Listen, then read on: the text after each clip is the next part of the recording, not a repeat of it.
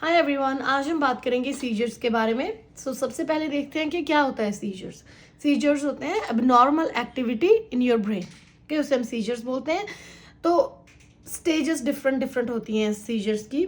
इसमें 4 स्टेजेस होती हैं। पहली होती है prodromal phase, aura phase, ictal phase and post ictal phase. तो अभी हम बात करेंगे इन डिफरेंट फेजेस में क्या होता है, क्या है एक्चुअली, राइट। सो प्रोड्रोम फेज क्या होता है, जो सीजर होने से पहले होता है। उसमें क्या होता है, मूड और बिहेवियर चेंज होता है सीजर से पहले।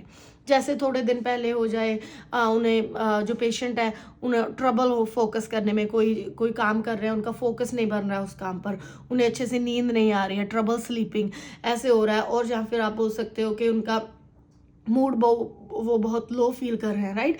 तो ये सीजर से पहले ऐसे सिम्टम्स हो तो उसे हम प्रोड्रोम फेज बोलते हैं। ऑरा फेज क्या होता है नेक्स्ट जो है, ऑरा फेज मतलब होता है जो राइट बिफोर सीजर, सीजर से बिल्कुल पहले जो सिम्टम्स आते हैं। जैसे हम बोले कि हेडेक हो रहा है पेशेंट को, डिजीनेस हो रही है, nausea, fear, changes to senses. जब हम बोले कि कैसे चेंजेस टू सेंसेस क्या होता है, जैसे उन्हें डिफरेंट सा टेस्ट आने लगे, राइट, और स्मेल, डिफरेंट स्मेल आने लगे। कई लोगों को ये सिम्टम्स राइट बिफोर सीजर होते हैं, उससे हम बोले हैं कि ये उन्हें ऑरा फील होता है, राइट। तो वो क्या होता है, ऑरा फेज में ये सारे सिम्टम्स आते हैं। उसके आगे का जो फेज है वो है ictal phase. Ictal phase actual वो फेज होता है जिसमें सीजर होता है, right. So actual seizure symptoms जो होते हैं वो इस फेज में होते हैं, एक्टल फेज में। ओके, उसके बाद में आता है पोस्ट एक्टल फेज। सो एक्टल हमें पता है सीजर होता है, पोस्ट एक्टल क्या होगा, सीजर के बाद वाला फेज। उसमें क्या होता है, immediately after seizure. Immediately after seizure क्या होता है, जैसे अगर आप कोई भी पेशेंट देखो जिसे सीजर हुआ, उसके बाद क्या है, वो थोड़ा सा कंफ्यूज दिखेंगे, मतलब उन्हें पता नहीं चलेगा कि क्या हुआ है उनके साथ। सो कंफ्यूज दिखेंगे, एग्जॉस्टेड दिखेंगे, टायर्ड दिखेंगे, सोर, वो ऐसे कंप्लेंट करेंगे कि उनकी बॉडी सोर है, राइट। स्ट्रॉन्ग इमोशंस, कई बार वो रोने लगते हैं, जैसे उनके वो स्ट्रॉन्ग इमोशंस शो होंगे वो पोस्ट एक्टल फेज में। लेकिन हमें ये याद रखना है कि सारे सीजर्स में जो ये सारे फेजेस नहीं होते हैं। कई पेशेंट्स को पता ही नहीं लगता है, कोई ऑरा नहीं होता है उन लोगों में। तो ऐसे ये डिफरेंट फेजेस होते हैं, लेकिन सब पेशेंट्स में नहीं आते हैं। ओके, सो याद रखना है प्रोड्रोम फेज जो है वो पहले, सीजर से पहले। ऑरा फेज जो है राइट बिफोर, बिल्कुल सीजर से पहले होता है। जैसे हेडेक हो रहा है, नॉजिया आ रहा है, right before the seizure. Ictal phase जब एक्चुअल सीजर हो रहा होता है। पोस्ट एक्टल मतलब जो सीजर के बाद में सिम्टम्स आते हैं, जैसे कंफ्यूजन, एग्जॉशन, सोरनेस। ओके, ये सारे जो है सीजर के बाद में सिम्टम्स आते हैं। So these are the stages of seizures. सो अभी हम बात करेंगे पैथोफिजियोलॉजी के बारे में। सो कैसे होते हैं सीजर्स, एग्जैक्टली हमारे दिमाग में क्या होता है जब सीजर्स होते हैं। तो लेट्स टॉक अबाउट दैट। सबसे पहले हमें पता होना चाहिए न्यूरॉन्स के बारे में। सो क्या होते हैं न्यूरॉन्स, न्यूरॉन्स क्या है, वो फंक्शनल यूनिट्स हैं हमारे नर्वस सिस्टम के, जो कि उनका काम क्या है, उनकी क्या रिस्पॉन्सिबिलिटी है, वो send and receive the information करते हैं। वो मैसेज जो है वो सेंड करते हैं एंड रिसीव करते हैं। कैसे करते हैं, इलेक्ट्रिकल एंड केमिकल सिग्नल्स के थ्रू। ओके, तो इनका काम क्या है, मैसेज सेंड करना एंड रिसीव करना। तो दूसरी चीज़ जो हमें पता होनी चाहिए वो है न्यूरोट्रांसमीटर्स। सो क्या होते हैं न्यूरोट्रांसमीटर्स, सो न्यूरोट्रांसमीटर्स हैं वो चैनल्स हैं, राइट, वो हेल्प करते हैं सिग्नल्स को ट्रांसफर करने के लिए। ओके, न्यूरॉन्स को वो मैसेज डिलीवर करने के लिए जो हेल्प करते हैं वो ट्रांसमीटर्स हैं, राइट। तो इसमें क्या है, 2 डिफरेंट पाथवे होते हैं जो हमारे ब्रेन में काम करते हैं। एक को हम बोलते हैं स्टिमुलेटरी पाथवे और एक को हम बोलते हैं इनहिबिटरी पाथवे। तो अभी पहले बात करेंगे स्टिमुलेटरी पाथवे में क्या होता है। इसमें क्या होता है, जैसे हमने न्यूरोट्रांसमीटर की बात की जो न्यूरॉन्स को मैसेज भेजने में हेल्प करता है, राइट, जिसके थ्रू मैसेज आते हैं। तो ग्लूटामेट एक न्यूरोट्रांसमीटर होता है जो हमारा हेल्प करता है लर्निंग में एंड मेमोरी में। ओके, तो जब नॉर्मली ये कैसे फंक्शन करता है कि ये स्टिमुलेट करता है एक्शन को, नाम से ही पता चल रहा है स्टिमुलेटरी मतलब को कि वो क्या है, स्टिमुलेट करता है एक्शन को। जैसे ग्लूटामेट क्या कॉज कर देता है, हाइपर एक्साइटेबिलिटी करता है जब इसका लेवल ज़्यादा हुआ होता है। जब कोई भी ब्रेन में प्रॉब्लम है, ग्लूटामेट की न्यूरोट्रांसमीटर की सिक्रीशन ज़्यादा हो रही है, तो उसके साथ क्या होगा, हाइपर एक्साइटेबिलिटी हो जाएगी ब्रेन में। ओके। जब हाइपर एक्साइटेबिलिटी है तो उसके हम क्या बोलते हैं, अब नॉर्मल इलेक्ट्रिकल एक्टिविटी। तो ये सिस्टम है जो स्टिमुलेट करता है एक्शन। उसके ऑपोजिट जो सिस्टम है वो जैसे हम बोले इनहिबिटरी पाथवे बोलते हैं उसे। तो वो क्या है, इसके ऑपोजिट उसका फंक्शन होता है। ओके तो ये एक्साइटेबिलिटी मतलब वो स्टिमुलेट करता है एक्शन, वो इनहिबिट करता है। तो नॉर्मल जब सीजर्स नहीं होते हैं कि एक बैलेंस बना के रखते हैं ब्रेन में, राइट। तो अगर इस केस में क्या हो, ये सही चल रहा है, इधर क्या है, ग्लूटामेट ज़्यादा हो गया, हाइपर एक्साइटेबिलिटी ज़्यादा हो गई, अब नॉर्मल इलेक्ट्रिकल एक्टिविटी को सीजर हो गया। और दूसरा रीज़न क्या हो सकता है, जब गाबा रिलीज हो। गाबा क्या है, एक अनदर न्यूरोट्रांसमीटर है, या तो वो इंक्रीज हो जाए और जहाँ पे जाके गाबा अटैच होता है सेल्स में, वो रिसेप्टर्स जो हैं उनकी फंक्शनिंग अच्छे से नहीं हो रही, वो माल फंक्शनिंग हुई है उनकी। उस केस में क्या होगा कि जो बैलेंस बना के रखते हैं वो बैलेंस नहीं बनेगा और क्या हो जाएगा, अब नॉर्मल इलेक्ट्रिकल एक्टिविटी हो जाएगी। तो आपको बेसिकली ये याद रखना है कि दो डिफरेंट पाथवे होते हैं, ये स्टिमुलेट करता है एक्शन को और ये इनहिबिट करता है। नॉर्मल ब्रेन फंक्शन में क्या है, ये बैलेंस मेंटेन करके रखते हैं। अगर कोई भी प्रॉब्लम है, जैसे हमने अभी हम कॉजेज पढ़ेंगे सीजर्स के, वो सारे कॉजेज की वजह से अगर ग्लूटामेट ज़्यादा हो गया है और इम्बैलेंस हो गया है गाबा का, तो वो क्या हो जा कर देंगे, अब नॉर्मल इलेक्ट्रिकल एक्टिविटी कर देंगे। और अब नॉर्मल इलेक्ट्रिकल एक्टिविटी को क्या बोलते हैं हम, seizures. Okay, so this is the pathophysiology of seizures. So pathophysiology and etiology, कैसे होते हैं सीजर्स, इनके कॉजेज क्या होते हैं, वो भी हम बात करेंगे। तो कॉजेज याद रखने के लिए आप याद रखो विटामिन डी ई, जैसे यहाँ पे मैंने लिखा हुआ है साइड पर विटामिन डी एंड ई, तो ऐसे याद रखना है। सो वी से क्या होता है, वेस्कुलर कॉजेज।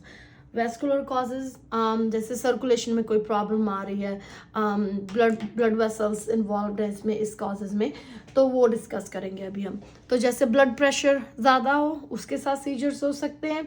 जो एक्यूट इस्चीमिक स्ट्रोक हुआ है उसके साथ सीजर्स आ सकते हैं। बिकॉज इस्चीमिक स्ट्रोक कैसे होता है, इस्चीमिया मतलब क्या होता है, जब ऑक्सीजन लेवल लो हो जाएगा ब्रेन में, राइट, ऑक्सीजन लेवल लो हो जाएगा तो क्या है, वो पार्ट ऑफ ब्रेन वो इफेक्ट हो जाएगा। सीजर्स क्या होते हैं, सीजर्स अब नॉर्मल इलेक्ट्रिकल एक्टिविटी ब्रेन में होते हैं, राइट। तो इसीलिए क्या है कि जब स्ट्रोक हो जाता है it can cause the seizures. और कई कॉजेज जैसे कि low oxygen level, overall blood में लो ऑक्सीजन लेवल, वो सीजर्स कॉज कर सकते हैं। उसके बाद सेकंड जो आता है वो आता है इन्फेक्शियस कॉजेज। सो इन्फेक्शियस कॉजेज क्या होता है, जब कोई इन्फेक्शन हो बॉडी में, राइट, जैसे कि ब्रेन में इन्फेक्शन हो, मेनिंजाइटिस की इन्फेक्शन हो तो उसे मेनिंजाइटिस बोलते हैं, वो उसकी वजह से हो सकते हैं सीजर्स। एंसेफ्लाइटिस की वजह से हो सकते हैं, और जब ब्रेन में एब्सेस हुआ उसकी वजह से भी हो सकते हैं। थर्ड जो कॉजेज है वो है ट्रोमेटिक कॉजेज। ट्रोमेटिक कॉजेज मतलब किसी ट्रॉमा के वजह से हुए हैं, किसी इंजरी की वजह से हुए हैं। For example epidural haematoma and subdural haematoma. Epidural haematoma और सबड्यूरल हेमेटोमा क्या होता है, इसमें क्या होता है, जब ब्लीडिंग हो जाती है with in the skull. Okay, तो जब वहाँ पे ब्लीडिंग हो जाएगी तो क्या होगा कि इलेक्ट्रिकल जो इम्बैलेंस हो जाएगा ब्रेन में, राइट। इलेक्ट्रिकल जो सिग्नल वो प्रॉपर नहीं जाएंगे, अगर ब्रेन का वो टिश्यूज डैमेज हो गए हैं, ब्रेन में इंजरी हो गई है, ब्लीडिंग की वजह से प्रॉपर ऑक्सीजन नहीं मिल रही है, राइट, तो उसकी वजह से क्या हो सकता है, सीजर हो सकता है। So epidural and subdural hematomas are the causes of seizures. और उसके बाद क्या होता है, autoimmune causes. Autoimmune क्या होता है, ऑटो इम्यून क्या होता है, जब अपनी बॉडी के सेल्स जो है अपनी बॉडी को अटैक करना शुरू कर जाए, right, there are antibodies against the body itself, right. तो जैसे इसमें एग्जांपल अगर आप देखें सिस्टेमिक लूपस एरिथमेटोसिस, इसमें क्या होता है कि बॉडी में जो एंटीबॉडीज बनती है वो खुद ही बॉडी को डैमेज करना स्टार्ट कर देती हैं, इन्फ्लेमेशन कर देती हैं और ब्रेन में डैमेज कॉज कर देती हैं, तो उसकी वजह से सीजर्स हो सकते हैं। ओके, उसके बाद हम बात करेंगे मेटाबॉलिक कॉजेज से। सो मेटाबॉलिक कॉजेज में हम बात करेंगे कौन से न्यूट्रिएंट्स हमारी बॉडी में उनका इम्बैलेंस हो जाता है, या इलेक्ट्रोलाइट्स का इम्बैलेंस हो जाता है, वो सीजर्स कॉज कर सकते हैं। सो मोस्ट कॉमन जो है B1 thiamine deficiency, B1 vitamin deficiency जब होती है उसकी वजह से सीजर हो सकता है। ब्लड ग्लूकोज इम्बैलेंस हो, मोस्ट ऑफ द टाइम अगर ग्लूकोज कम हो तो सीजर हो सकते हैं, लेकिन रेयर होता है, लेकिन जब बहुत ज़्यादा ब्लड शुगर हाई हो उसकी वजह से भी सीजर हो सकता है, बट मोस्टली हाइपोग्लाइसीमिया में होते हैं। ओके, उसके बाद अगर हम बात करें सोडियम की, हाई और लो सोडियम हो जाए से हाइपोनेट्रीमिया, और हाइपोनेट्रीमिया हो जाए उस केस में भी सीजर हो सकते हैं। Calcium level and magnesium level low हो जाए, फॉस्फेट लेवल लो हो जाए, तो उसकी वजह से भी सीजर्स हो सकते हैं। और हम बात करेंगे थायराइड के बारे में। थायराइड में क्या होता है, जब हाइपर थायराइडिज्म हो जाता है, जब T3 T4 लेवल ज़्यादा हो जाते हैं, तो उसकी वजह से सीजर्स हो सकते हैं। अगर आप किडनीज और लिवर की बात करें, किडनी अगर अच्छे से फंक्शन नहीं कर रही है, यूरिया इंक्रीज हो रहा है बॉडी में, वो सीजर्स कॉज कर सकते हैं। लिवर में अमोनिया इंक्रीज हुआ है, तो वो सीजर्स कॉज कर सकते हैं। So these all are the metabolic causes of seizures. उसके बाद आता है आइडियोपैथिक कॉजेज। आइडियोपैथिक कॉजेज मतलब उसमें क्या होता है, एपिलेप्सी आती है। एपिलेप्सी क्या होता है, उसमें क्या होता है कि कोई अनप्रोवोक्ड सीजर्स होते हैं, मतलब कोई पर्टिकुलर रीज़न नहीं होता है, लेकिन सीजर्स रिअकर करते हैं, बार बार होते रहते हैं सीजर्स। ओके, तो इसका एग्जैक्टली कोई रीज़न नहीं होता है, पॉसिबली जैसे कोई क्रॉनिक न्यूरोलॉजिकल कंडीशन हो उसकी वजह से हो सकते हैं। ओके, तो कोई भी पेशेंट है एपिलेप्सी वाला, उसमें आपको बहुत इंपॉर्टेंट ये याद रखना है कि वो अपनी एंटी एपिलेप्टिक जो ड्रग्स है वो ले रहा है कि नहीं ले रहा है, मेडिकेशंस ले रहा है कि नहीं ले रहा है। अगर वो मेडिकेशंस को अच्छे से नहीं ले रहा है स्केड्यूल टाइम के ऊपर, तो हाई रिस्क ऑफ सीजर्स हो सकता है। So this is very important to check. Okay, so उसके बाद आता है neoplastic causes. So neoplastic causes क्या होते हैं, कोई भी कैंसरस मास हो ब्रेन में, उसकी वजह से हो सकते हैं, जैसे मेनिंजियोमा है, राइट, और कहीं और से जो कैंसर ट्रांसफ़र हुआ है, जो मतलब कहीं और से जैसे लंग कैंसर से मेटास्टेसिस होकर ब्रेन में कैंसर पहुंच गया है, तो उसकी वजह से भी सीजर्स हो सकते हैं। अगेन आपको याद रखना है एग्जैक्टली कि सीजर होते क्या है, अब नॉर्मल एक्टिविटी जो होती है ब्रेन में, राइट, इलेक्ट्रिकल एक्टिविटी होती है। तो ऑल दीज कॉजेज जो भी ब्रेन फंक्शन को इफेक्ट करते हैं, ब्रेन में इन्फ्लामेशन कॉज करते हैं, ब्रेन टिश्यूज इफेक्ट होते हैं, तो वो क्या है, सीजर्स कॉज कर सकते हैं। तो नेक्स्ट आता है कुछ ड्रग्स हैं वो कॉज कर सकते हैं, जैसे ओपियोइड्स हो गए, TCAs ट्राईसाइक्लिक एंटी डिप्रेसेंट्स जिसे बोलते हैं वो हो गए, आइसोनाइजिड, एस्प्रिन लेने से, मेट्रोनिडाजोल ये एक एंटीबायोटिक है, पेनिसिलिन हो गई ये भी एंटीबायोटिक है, राइट, और बेंजोडाइजेपिन्स और लिथियम ये ड्रग्स हैं जो सीजर्स कॉज कर सकती हैं। ओके, सो ई से आता है everything else, like what are the other causes, there are so many other causes, one of them is eclampsia. So eclampsia क्या होता है, जब प्रेग्नेंट वुमेन में ब्लड प्रेशर बहुत ज़्यादा हाई हो जाता है तो और उनको सीजर्स आते हैं, राइट, वो एक्लैम्प्सिया होता है। और फीवर, कई बार क्या होता है कि हाई फीवर, स्पेशली बच्चों में क्या होता है कि हाई फीवर की वजह से जब टेम्परेचर हाई हो तो उसकी वजह से भी क्या सीजर्स हो सकते हैं। So all these are the causes of seizures. So हम अभी बात करेंगे सीजर्स की टाइप्स के बारे में। सो अगर देखी जाए मेन दो टाइप के सीजर होते हैं, generalized seizures and focal seizures. So generalized seizures जो है उसमें क्या होता है, उसमें क्या होता है, जो इलेक्ट्रिकल अबनॉर्मल इलेक्ट्रिकल एक्टिविटी होती है वो ब्रेन की दोनों साइड में होती है। ओके, फोकल में क्या होता है, ये सिर्फ एक साइड में होती है, electrical activity starts only on one side of the brain. So focal क्या है, लोकलाइज्ड होता है, मतलब सिर्फ एक जगह पे होती है इलेक्ट्रिकल एक्टिविटी स्टार्ट, यहाँ पे क्या है दोनों साइड पे ब्रेन के जो एक्टिविटी वो स्टार्ट होती है। तो अब पहले हम बात करेंगे फोकल की टाइप के बारे में। सो फोकल सीजर्स जो है आगे उनकी दो टाइप्स होती हैं, simple partial seizures and complex partial seizures. So simple partial seizures में क्या होता है कि जो पेशेंट को सीजर होता है वो कॉन्शियस रहता है एंड वो अवेयर रहता है, लेकिन जो कॉम्प्लेक्स पार्शियल सीजर होता है उसमें क्या होता है कि पेशेंट का कॉन्शियस लेवल जो है, लेवल ऑफ कॉन्शियसनेस जो है वो ऑल्टर हो जाता है और लॉस ऑफ अवेयरनेस भी हो जाता है। तो इसमें क्या है, वो अवेयर भी रहता है, कॉन्शियस भी रहता है, लेकिन कॉम्प्लेक्स पार्शियल में क्या है कि लेवल ऑफ कॉन्शियस भी ऑल्टर होता है एंड लॉस ऑफ अवेयरनेस भी हो जाता है।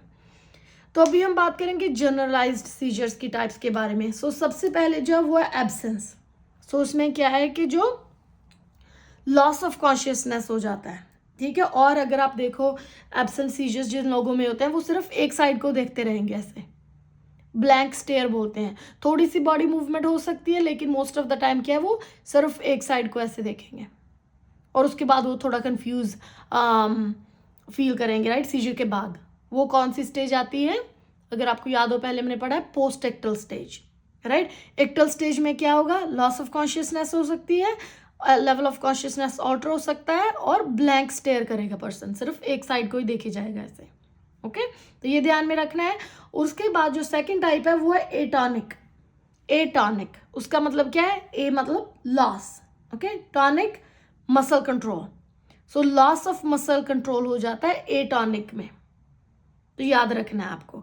तो पहले ये दोनों की बात करेंगे हम, atonic loss of muscle control, और टॉनिक में क्या होता है, मसल कंट्रोल रहता है लेकिन स्टिफनेस हो जाती है, इसमें मसल स्टिफ हो जाते हैं। एटॉनिक में मसल कंट्रोल लॉस हो जाता है और टॉनिक में मसल स्टिफनेस हो जाती है।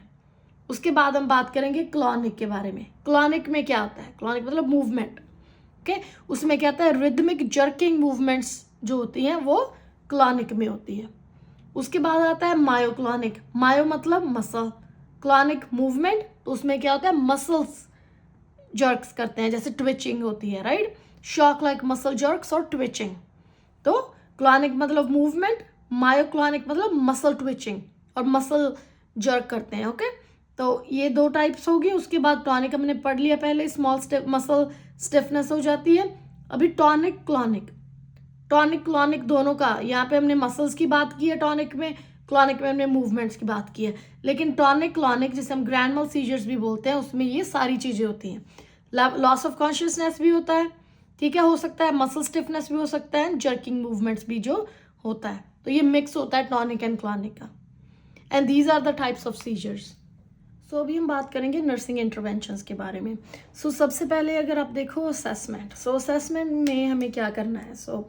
असेसमेंट में क्या है, रिस्क फैक्टर चेक करने हैं। कोई भी पेशेंट हो, आपको देखना है, जैसे कोई हेड इंजरी वाला पेशेंट हो, राइट, और प्रेग्नेंट वुमेन हो विद हाई ब्लड प्रेशर, तो आपको पता है कि ये जो है सीजर के रिस्क पे ऊपर है, राइट। तो इन केस में आपको क्या करना है कि आपको प्रिपेयर कर लेना है पहले ही, राइट।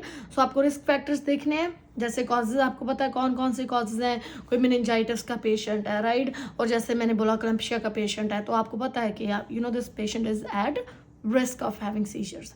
सो उससे पहले ही आपने प्रिपरेशन तैयार कर देनी है। तो उसमें क्या है कि आपको ऑक्सीजन रेडी रखनी है, right, and suction at bed side ready रखना है, और आईवी एक्सेस होना चाहिए, बिकॉज उसका क्यों आईवी एक्सेस होना चाहिए, बिकॉज आपको जो है सीजर के लिए मेडिकेशन जो एडमिनिस्टर करनी पड़ेगी, राइट। तो इसीलिए पैडेड साइड रेल्स। सो सबसे पहले आपने ये ध्यान रखना है कि सेफ्टी ऑफ द पेशेंट भी बहुत इंपॉर्टेंट है। तो पैडेड साइड रेल्स की जब पेशेंट सीजर हो रहा है पेशेंट को, तो क्या है वो पेशेंट इंजर ना हो जाए, राइट। Padded side rails.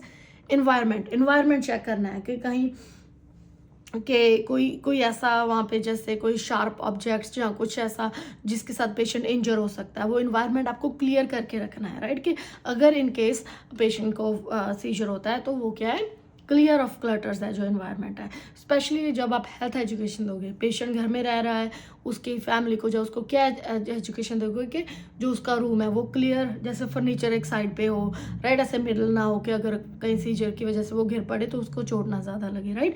तो इसीलिए इन्वायरमेंट का भी ध्यान रखना है। Bed at the lowest position, again अगर if patient falls during the seizures, तो इंजरी को प्रिवेंट करने के लिए ये इंटरवेंशंस आपको जो है इम्प्लीमेंट करनी है। क्लोथिंग, रिस्ट्रिक्टिव क्लोथिंग, बहुत टाइट क्लोथिंग नहीं होनी चाहिए, राइट। तो लूज क्लोथिंग पेशेंट को आपने जो पहनानी है, right. These are the things जो आपको असेस करोगे आप कि कौन सा पेशेंट सीजर के रिस्क के ऊपर है और क्या चीज़ें हैं जो आप प्रिपेयर कर सकते हो। तो नेक्स्ट जो हम बात करेंगे ड्यूरिंग सीजर, तो ड्यूरिंग सीजर क्या होगा, राइट। तो during seizure first of all आपने देखना है कि पेशेंट की पोजीशन क्या है। पेशेंट को पोजीशन कर देना है on the side lying position देनी है, और ये ध्यान रखना है आपको पिलो दे देना है अंडर द हेड, राइट। तो इसमें क्या है कि अगर कोई पेशेंट काफ़ी सिक्रीशंस आ रही हैं, वो क्या एस्पिरेट ना करे, तो साइड पे आप जो है उनको पोजीशन ऑन द साइड कर दोगे आप। तो नेक्स्ट जो है और क्या करोगे आप, ये तो हो गया, राइट। उसका क्या है, जो भी मूवमेंट्स जैसे हमने पहले पढ़ी है डिफरेंट टाइप्स ऑफ सीजर्स, उसमें क्या है डिफरेंट मूवमेंट्स होती हैं, जर्किंग मूवमेंट्स, ध्यान रखना है वो कभी भी आपको स्टॉप करने की ट्राई नहीं करना है, लेट इट बी, ओके। तो ऑब्जर्व क्या करना है, सबसे पहले आपने देखना है सीजर स्टार्ट कब हुआ है, ड्यूरेशन कितने टाइम चला है वो सीजर, और कैरेक्टरिस्टिक्स क्या है। जैसे हमने पहले पढ़ा है एब्सेंट सीजर में क्या है, पेशेंट सिर्फ एक तरफ स्टेयर कर रहा है, राइट। तो टॉनिक एटॉनिक सीजर में जैसे मसल स्टिफनेस देखनी है, जो कोई जर्किंग मूवमेंट्स देखनी है, राइट।